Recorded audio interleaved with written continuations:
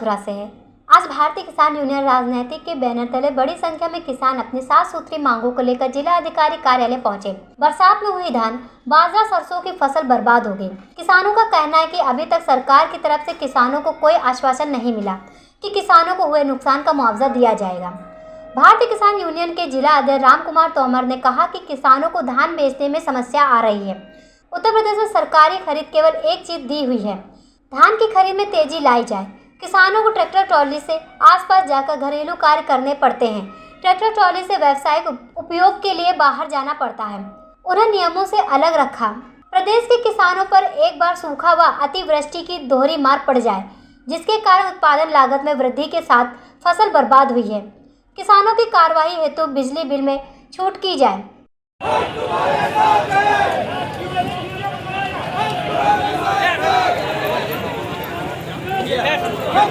साथ है जय किसान, जय किसान, जय किसान, जय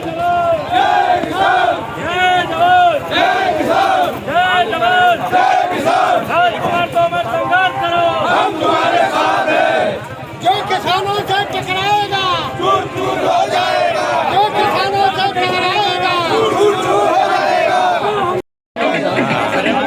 इतने ले तो मोहे भाई साहब को तो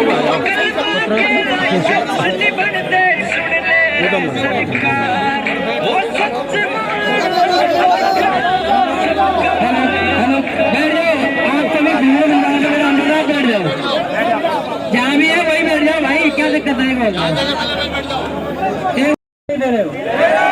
आज तक कोई समाधान हुआ कि नहीं हुआ? क्या चाहते हो? तो फिर बैठे हो यार, कौन उठाने कह रहा तुम्हें?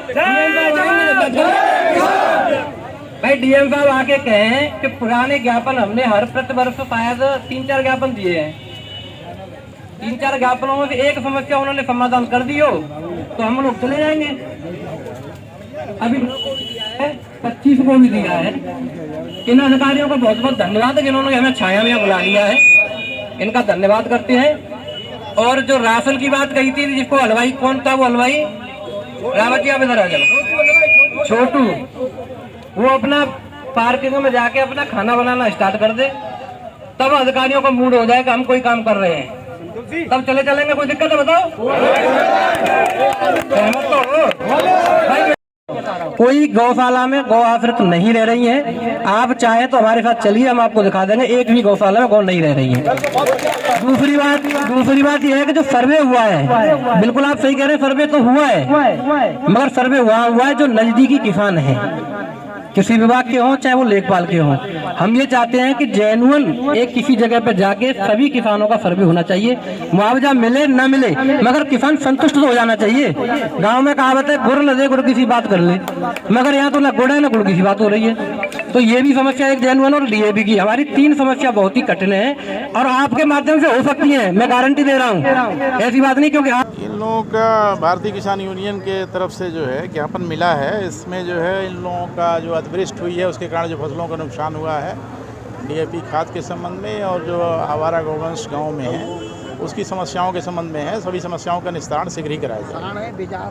4-5 ज्वलंत समस्या हैं किसानों की। बेसारा गौवंश है, कटीले तार हैं और डीएपी की समस्या चल रही है।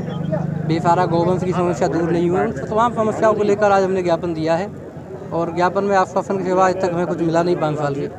मगर हमने ये सोच लिया है कि अब जो प्रदर्शन करेंगे 20 दिसंबर को, समस्या का समाधान नहीं होता तो आगरा कमिश्नर को घेरने का काम करेंगे। और इस अब तब भी नहीं मानते हैं तो 1 जनवरी को हम नकल हो जाएंगे। फिर जब विधानसभा सत्र चलेगा तो यहाँ से किसान आगरा मंडल का पैदल कूच करेगा नकलों के लिए।